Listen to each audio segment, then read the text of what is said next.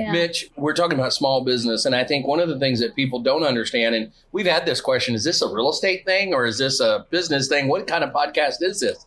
I think that people don't understand that real estate is, in essence, every real estate agent out there is running a small business, right? And I think that lenders and the people who, I'm a dual licensed as well. I do lending. I have a lending license as well. But I think that when I got my lending license, I figured out that lenders actually understand the business side of it much better than most real estate agents do.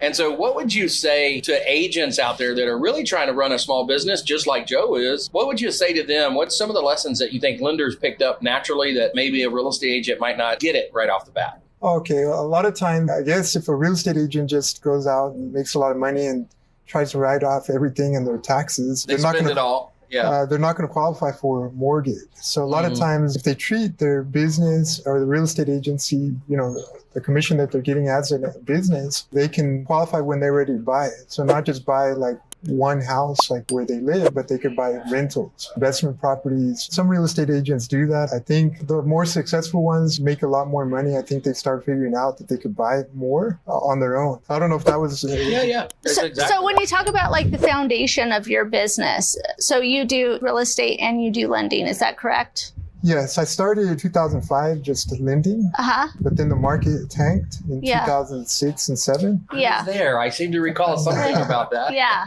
And so when you take that business approach, like a lot of realtors, I think that sometimes they go into it transaction to transaction rather than looking at it as a business whole. And so as a lender, going into it as a business whole, how can you connect that with what realtors should be doing as far as a business approach? So are you saying most real estate agents just make their money and spend it? Or? No, more like... That's what they do. Right, they do. Yeah. I are one. But I think that with small business owners, you have to look at the long game and you have to create these goals. And so I think that some realtors, not all realtors, but some realtors look at things from one transaction to the next. And so from a lending perspective, it might give you a different lens that the average realtor may not be looking through. And so you're looking at it for longevity of how you're going to build up your business. So how can you connect the two? Would it be like, just saving? Yeah, I think you're exactly right. As a lender, you're looking at that profit and loss for the whole year. You're looking at how much money the company made and how much it retained, which is the same thing for a small business guy. Of course.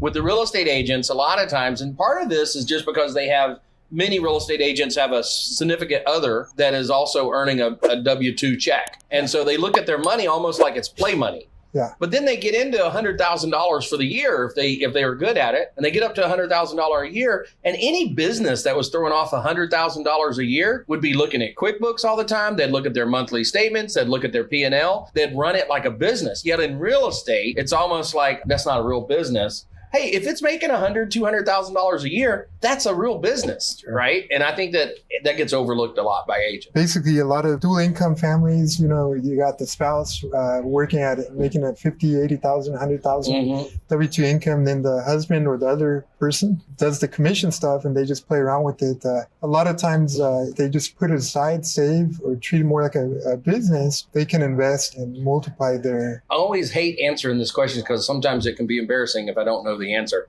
Do you own any investment properties yourself? Yeah. So throughout the years, I'm not as you could tell, I'm not a very good speaker. I'm not very good. You're doing just fine. But I made a little bit of money, never tons, but I've managed it well. So yeah, I own rentals. Rentals? Yeah. Good.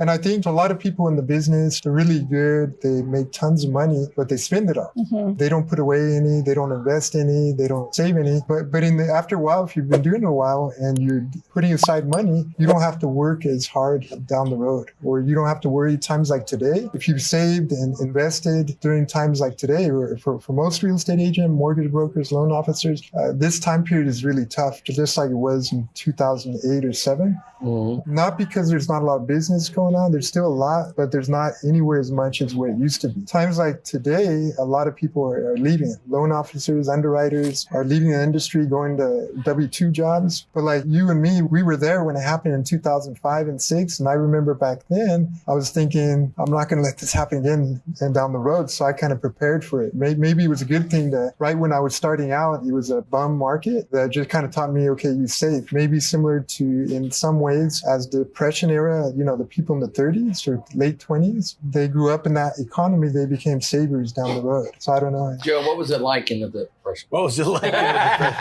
Well, no.